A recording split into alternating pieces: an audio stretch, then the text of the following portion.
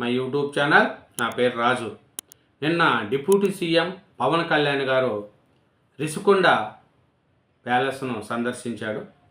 ఏమి దాని పరిస్థితి అని ఓపారి మన పవన్ కళ్యాణ్ గారు కూడా చూశారు. లోపలుండే విలాసవంతమైన కట్టడాలు, టబ్బులు ఇవన్నీ. అప్పుడు జగన్మోహన్ రెడ్డి గారు 30 ఏళ్ళు నేనే సీఎంగా ఉంటా అని తన కుటుంబం కోసం కట్టుకున్నాడు ఈ రిషికొండ ప్యాలెస్. తన పిల్లల కోసం, తన ఉండడానికి కోసం అంతస్తులు కట్టి 453 కోట్లు హెచ్చించి ఆ ప్యాలెస్ నిర్మించాడు. చూడండి, ప్రజల సొమ్ము 453 కోట్లు. అది ఇంతకుముందు అది రిషికొండ కట్టకముందు అక్కడ మంచి హోటల్ ఉండేది, రిసార్ట్ ఉండేది.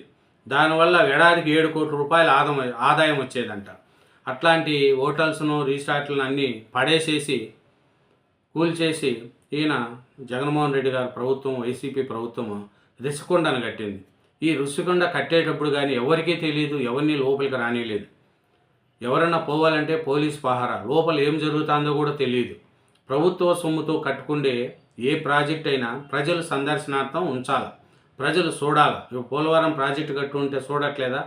ఏ ప్రాజెక్ట్ ఇప్పుడు కూటమి ప్రభుత్వం అమరావతిలో బిల్డింగ్లు కడుతుంది, ప్రజలు పోయి చూడట్లేదా? కానీ వైసీపీ ప్రభుత్వంలో కట్టిన ఈ రిషికొండ ప్రజలను ఎవరి దగ్గరికి రానిలేదు, ప్రజా నాయకులను కూడా దగ్గరికి రానియకుండా పోలీసు బందోబస్తుతో రిషికొండ మీదకి కూడా రానియకుండా చేసింది. అట్లాంటి రిషికొండ కట్టి ఈ పొద్దు ఎట్లా కాకుండా వెళ్ళిపోయింది ఆ రిషికొండ ప్యాలెస్. దీని మీద చూస్తే ఇది ఇంతకుముందు 7 కోట్లు వచ్చేదంట ఆ రిషికొండ కట్టకముందు. ఇప్పుడు చూస్తే కరెంటు బిల్లులే కట్టే పరిస్థితి వచ్చేస్తుందంట. ఇప్పుడు కేవలం విద్యుత్ బిల్లులకే ఏడాదికి 1,50,00,000 1,50,00,000 చెల్లించాల్సి వస్తుందంట. చూడండి, సంవత్సరానికి 1,50,00,000 కరెంటు బిల్లులు కట్టుకుంటున్నారు.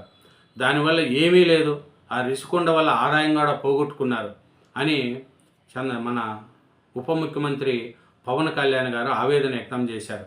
ఏంది ఈ రిషికొండ మీద విలాసమైన భవనాలు ఏంది, టబ్బులు ఏంది, వసతులు ఏంది, ఎవరి కోసం కట్టారు? మసాజ్ టేబుల్ ఏంది, బాత్రూముల్లో టబ్బులు ఏంది, ఈ విలాసవంతమైన ఈ ప్రజల సొమ్ముతో కట్టి ఈ రిషికొండ ఏ ఉద్దేశంతో కట్టారు అనేది కూడా మన పవన్ కళ్యాణ్ గారు ఆవేదన వ్యక్తం చేశారు. రిషికొండపై నిర్మించిన విలాసవంతమైన భవనాలు, అత్యాధునిక వసతులను మంత్రులు నారాయణ మనోహర్, కందుల దుర్గేష్, జనసేన ఎమ్మెల్యేలతో కలిసి శుక్రవారం ఆయన పరిశీలించాడు. విజయనగరం, బొబ్బులి, కళింగ, గణపతి పేరిట ఉన్న 4 బ్లాకుల్లో బాత్ టబ్లు, ఆటోమేటిక్ డోర్ కర్టన్లు, అత్యాధునిక ఫ్యాన్లు, సమావేశ మందిరాలు, సీలింగ్ గదులను పరిశీలించాడు. చూడండి, విజయనగరం, బొబ్బిలి, కళింగ, గజపతి పేరిట ఉన్న 4 బ్లాకులను దాని లోపల చూసే బాత్ టబ్బులు కావచ్చు, ఆటోమేటిక్ డోర్ కర్టన్లు, విలాసవంతమైన ఏం ప్రజల సొమ్ము, ఏం వైసీపీ వాళ్ళకి ఏం తెలుస్తుంది? అదే ప్రజలకు సెంటు భూమి ఇవ్వాలంటే ఎంఆర్ఓ దగ్గర సర్టిఫికేట్ తీసుకురా, అది తీసుకురా, ఇది తీసుకురా అంటారు. కానీ ఇట్లాంటి ప్రజల సొమ్ముతో 453 కోట్లు హెచ్చించండి, పేదోడు ఏదైనా 1 రూపాయి తింటే వాని మీద ఎన్నెన్నో అంటారు.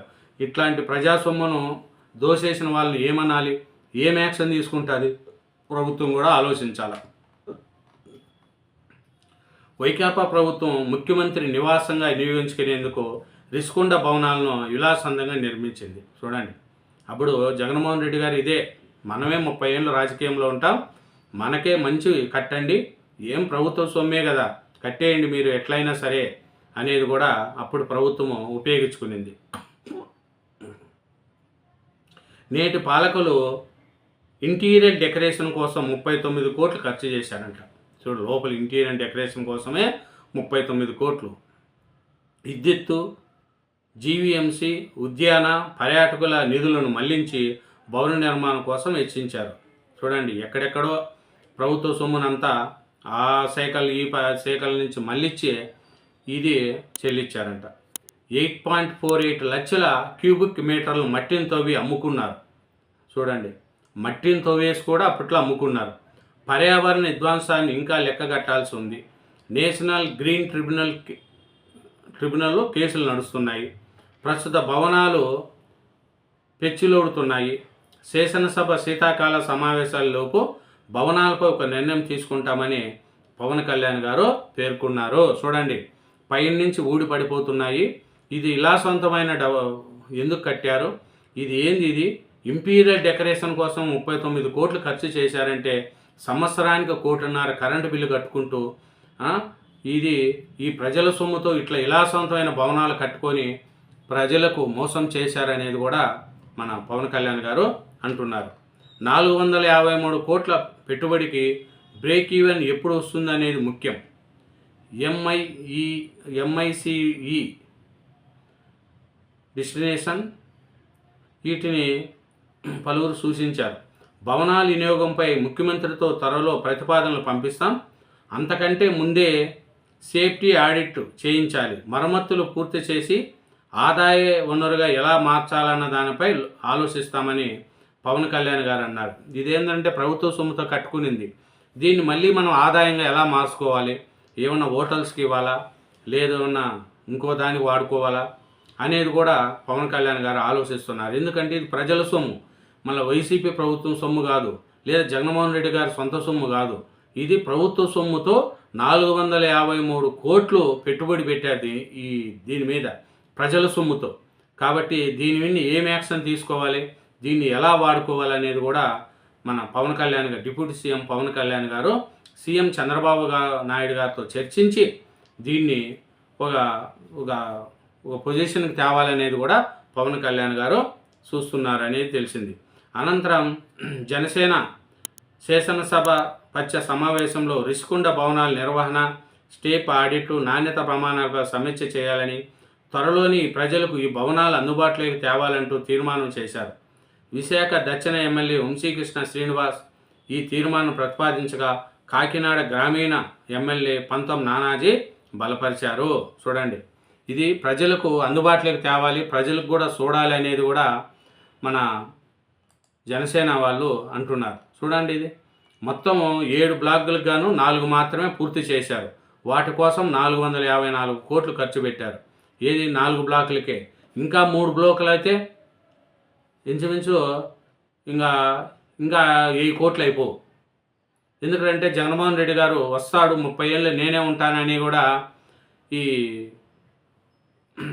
ఆ ఉద్దేశంతో ఇక్కడ కట్టించుకున్నారు.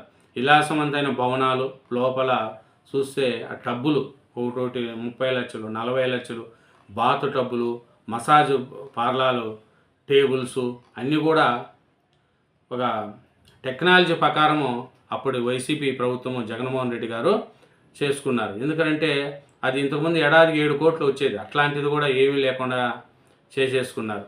దీన్ని టూరిజం కింద ఎలా అభివృద్ధి చేయాలనేది కూడా ఆలోచిస్తామనేది కూడా మన పవన్ కళ్యాణ్ గారు అంటున్నారు. దీన్ని అసెంబ్లీలో చర్చించి ముందుకు తీసుకెళ్తామనేది కూడా డిప్యూటీ సీఎం పవన్ కళ్యాణ్ గారు చెప్తున్నారు. ఇది పవన్ మీడియాతో మాట్లాడుతూ మొత్తం 7 బ్లాకులకు 4 మాత్రం పూర్తి చేశారు. వాటి కోసం 454 కోట్లు ఖర్చు పెట్టారు. గతంలో మమ్మల్ని రానియకుండా ఎన్నో అడ్డంకులు సృష్టించారు. హరిత రిసార్ట్స్ ఉన్నప్పుడు ఏడాదికి 7 కోట్ల ఆదాయం వచ్చేది. ఇప్పుడు కేవలం కరెంటు బిల్లులకే 15 లక్షలు అవుతుంది. అంటే నెలకు 15 లక్షలు అవుతుంది. ఇప్పుడు జరగాల్సిన డ్యామేజ్ జరిగింది. లోపల ఎచ్చులు పడిపోతున్నాయి, ఊడిపోతున్నాయి, కొన్ని చోట్ల లీకేజ్ అవుతుంది. జగన్ నివాసమే ఉందికి ఈ భవనాలు కట్టారు, కానీ దీన్ని టూరిజం కింద ఎలా అభివృద్ధి చేయాలనేది ఆలోచిస్తున్నాం. ఈ నిర్మాణాన్ని ఎలా ఉపయోగించాలని దానిపై ఆలోచిస్తున్నాం. రిషికొండ భవనాలపై అసెంబ్లీల వేదిక చర్చ జరగాలని పవన్ కళ్యాణ్ గారు అన్నారు. చూడండి, ఈ ఇలా సంబంధించిన టబ్బులు చూసి ఆశ్చర్యపడినాడంట పవన్ కళ్యాణ్ గారు.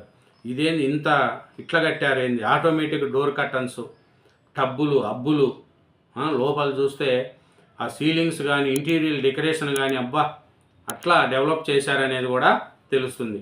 దీన్ని ముందుగా ప్రజలకు కూడా చూపించాలనేది కూడా అందరూ కోరిక. Thank you very much. ఛానల్ను సబ్స్క్రైబ్ చేయండి, నా వీడియోను లైక్ చేయండి. Thank you.